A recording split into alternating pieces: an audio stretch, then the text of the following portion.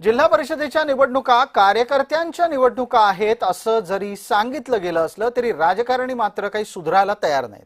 या निवडणुकांमध्ये आपली आपली पोरबाळच उतरवण्याची स्पर्धा सुरू झालेली दिसतेय।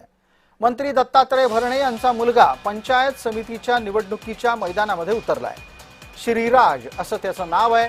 त्यानं उमेदवारी अर्ज दाखल केला। पुणे जिल्हा परिषदेवर राष्ट्रवादीचा झेंडा फडकवण्यासाठी कृषी मंत्री असलेल्या दत्तात्रय भरणे यांना कार्यकर्त्याला संधी द्यायच्या ऐवजी आपल्या मुलाला संधी द्यावीशी वाटली आहे, हे विशेष।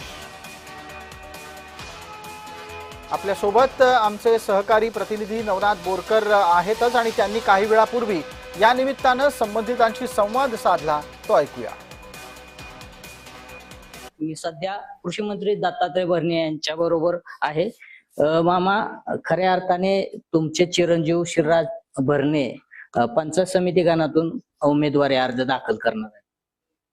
खरं तर मला आपण खरं जर विचारलं तर श्रीराज भरणेंची अजिबात त्याची इच्छा नव्हती, परंतु कार्यकर्त्यांचा आग्रह आणि तो कॉलेज संपल्यापासून गेली वर्षभर एक समाजामध्ये करत असताना काम, सुखदुःखामध्ये सर्वांना भेटणं, सर्वांचे काळजी घेणं, त्यांचे प्रश्न मार्गी लावणं, त्याला शेवटी माझा गुणच त्याला होता।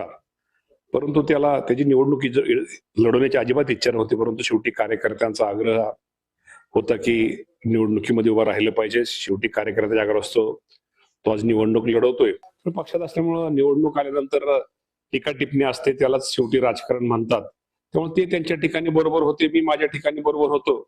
आणि आज शेवटी राष्ट्रवादी पक्ष म्हणून आम्ही दोघं पण आज एकत्र आलेलो आहोत आणि निश्चित प्रकारे आम्ही दोघंही या तालुक्याच्या विकासासाठी भविष्यामध्ये आमच्या दोघांचंही योगदान हे राहणार आहे। या जिल्ह्यामध्ये अजितदादा पवार साहेब, शरदचंद्रजी पवार साहेब यांचं नातं या जिल्ह्यामध्ये राष्ट्रवादीचे वेगळे आणि ग्रामीण भागामध्ये प्रत्येक संस्थेवरती, प्रत्येक ग्रामपंचायतीवरती, प्रत्येक विकास सोसायटीवरती ही राष्ट्रवादीची पकड मजबूत आहे।